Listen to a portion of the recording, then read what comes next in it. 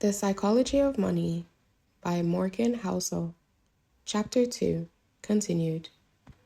When judging your failures, I'm likely to prefer a clean and simple story of cause and effect because I don't know what's going on inside your head.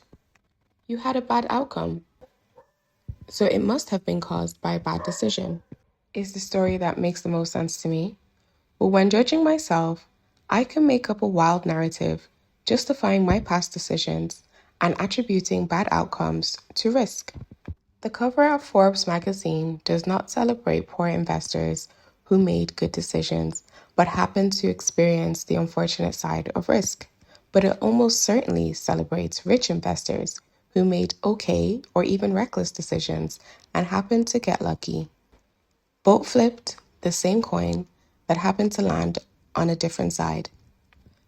The dangerous part of this is that we're all trying to learn about what works and what doesn't with money. What investing strategies work? Which ones don't? What business strategies work? Which ones don't? How do you get rich? How do you avoid being poor? We tend to seek out these lessons by observing successes and failures and saying, do what she did, avoid what he did. But if we had a magic wand, we would find out exactly what proportion of these outcomes were caused by actions that were repeatable versus the role of random risk and luck that swayed those actions one way or the other. But we don't have a magic wand. We have a brain that prefers easy answers without much appetite for nuance. So identifying the traits we should emulate or avoid can be agonizingly hard. Let me tell you another story of someone who, like Bill Gates, was widely successful, but whose success is hard to pin down as being caused by luck or skill. Cornelius Vanderbilt had just finished a series of business deals to expand his railroad empire. One of his business advisors leaned in to tell Vanderbilt that every transaction he agreed to broke the law. "My God, John," said Vanderbilt, "you don't suppose you can run a railroad in accordance with the statutes of the state of New York, do you?" My first thought when reading this was, that attitude is why he's so successful. Laws didn't accommodate railroads during Vanderbilt's day, so he said, "To hell with it," and went ahead anyways. Vanderbilt was widely successful, so it's tempting to view his law flouting, which was notorious and vital to his success, as sage wisdom. That scrappy visionary let nothing get in his way. But how dangerous is that analysis? No sane person would recommend flagrant crime as an entrepreneurial trait. You can easily imagine Vanderbilt's story turning out much different. An outlaw whose young company collapsed under court order. So we have a problem here. You can praise Vanderbilt for flouting the law with as much passion as you can criticize Enron for doing the same. Perhaps one got lucky by avoiding the arms of law, while the other found itself on the side of risk. John D. Rockefeller is similar. His frequent circumventing of the law, a judge once called his company no better than a common thief, is often portrayed by historians as cunning business smarts. Maybe it was. But when does this narrative shift from, you didn't let outdated laws get in the way of innovation, to, you committed a crime? Or how little would the story have to shift for the narrative to have turned from, Rockefeller is a genius, try to learn from his success, to, Rockefeller is a criminal, try to learn from his business failures? Very little. "What do I care about the law?" Vanderbilt once said. "Ain't I got the power?" He did, and it worked. But it's easy to imagine those being the last words of a story with a very different outcome. The line between bold and reckless can be thin. When we don't give risk and luck the proper billing, it's often invisible. Benjamin Graham is known as one of the greatest investors of all time, the father of value investing, and the early mentor of Warren Buffett. But the majority of Benjamin Graham's investing success was due to owning an enormous chunk of GIECO stock, which by his own admission broke nearly every diversification rule that Graham himself laid out in his famous text. Where does the thin line between bold and reckless fall here? I don't know. Graham wrote about his GEICO bonanza. One lucky break or one supremely shrewd decision. Can we tell them apart? Not easily. We similarly think that Mark Zuckerberg is a genius for turning down Yahoo's 2006 $1 billion offer to buy his company. He saw the future and stuck to his guns. But people criticize Yahoo with much passion for turning down its own big buyout offer from Microsoft. Those fools should have cashed out while they could. What is the lesson for entrepreneurs here? I have no idea because risk and luck are so hard to pin down. There are so many examples of this.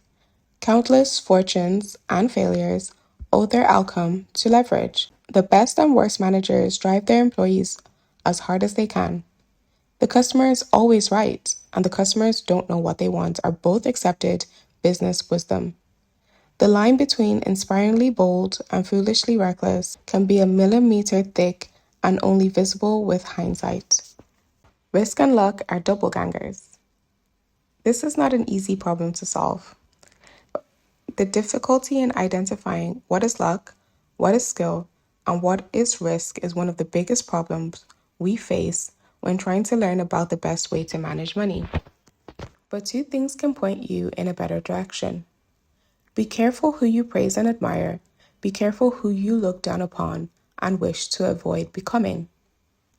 Or just be careful when assuming that 100% of outcomes can be attributed to efforts and decisions. After my son was born, I wrote him a letter that said in part, some people are born into families that encourage education, others are against it. Some are born into flourishing economies, encouraging the entrepreneurship. Others are born into war and destitution. I want you to be successful and I want you to earn it. But realize that not all success is due to hard work and not all poverty is due to laziness. Keep this in mind when judging people, including yourself. Therefore, focus less on specific individuals and case studies and more on broad patterns. Studying a specific person can be dangerous because we tend to study extreme examples, the billionaires, the CEOs, or the massive failures that dominate the news. The extreme examples are often the least applicable to other situations, given their complexity. The more extreme the outcome, the less likely you can apply its lessons to your own life, because the more likely the outcome was influenced by extreme ends of luck and risk. You'll get closer to actionable takeaways by looking for broad patterns of success and failures. The more common the pattern, the more applicable it might be to your life. Trying to emulate Warren Buffett's investment success is hard because his results are so extreme that the role of luck in his lifetime performance is very likely high, and luck isn't something you can reliably emulate. But realizing, as we see in Chapter 7, that people who have control over their time tend to be happier in life is a broad and common enough observation that you can do something with. My favorite historian, Frederick Lewis Allen, spent his career depicting the life of the average median American. How they lived, how they changed, what they did for work, what they ate for dinner, etc. There are more relevant lessons to take from this kind of broad observation than there are in studying the extreme characters that tend to dominate the news. Bill Gates once said, "It seduces smart people into thinking they can't lose." When things are going extremely well, realize it's not as good as you think. You are not invincible. And if you acknowledge that luck brought you success, then you have to believe in luck's cousin, risk, which can turn your story around just as quickly. But the same is true in the other direction. Failure can be a lousy teacher because it seduces smart people into thinking their decisions were terrible when sometimes they just reflect the unforgiving realities of risk.